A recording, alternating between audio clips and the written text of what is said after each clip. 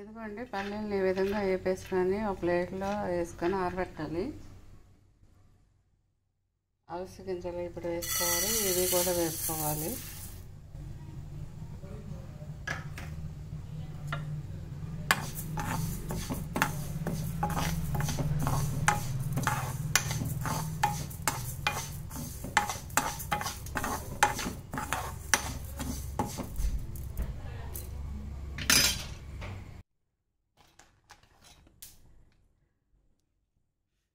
ఇదిగోండి అవిసె గింజలను పల్లీలు ఈ విధంగా వేపేసుకొని ప్లేట్లో పోసి ఆరబెట్టాలి.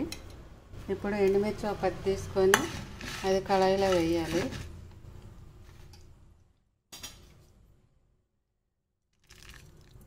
పావు స్పూన్ జీలకర్ర,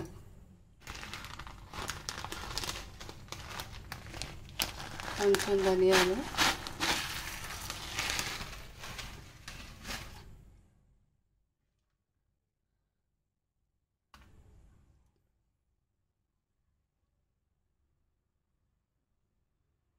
పుల్లటి మామిడికాయ ముక్కలు ఇది ఎండబెట్టేసుకున్నాయండి. చింతపండు బదులు ఇది వేస్తున్నాను నేను. ఇదిగోండి వేసేసి కొంచెం వేగనెల ఇవన్నీ వేపాలి.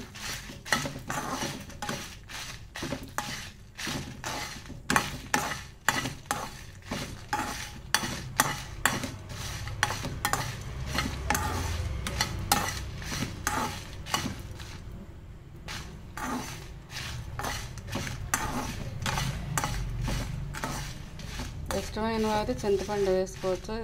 చింతపండు అక్కర్లేని వాళ్ళు మామిడికాయలు సీజన్ అప్పుడు పుల్లటి మామిడికాయలు సన్నగా కట్ చేసుకొని ఎండలో ఆరబెట్టుకొని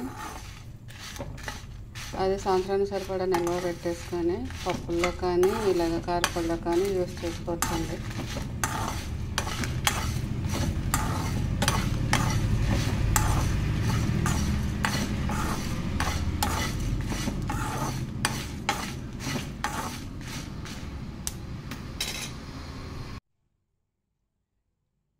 మనం వేపినవన్నీ బాగా చల్లారిన తర్వాత పొడి చేసుకోవాలండి. మిక్సీలో వేసుకొని వేసుకున్నవన్నీ మిక్సీ జార్లో వేసేసుకొని ఇదిగోండి మిరపకాయలు, ఉప్పు,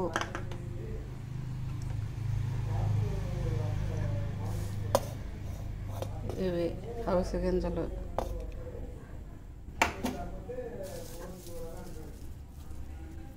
ఇదిగోండి వెల్లుల్లిపాయలు అన్నీ వేసేసి మిక్సీ చేసుకోవాలి. ఇదిగోండి అవిసె గింజల కారపొడి రెడీ అండి. మీరు ట్రై చేసి నా కామెంట్స్ ద్వారా తెలియజేయండి. Thank you.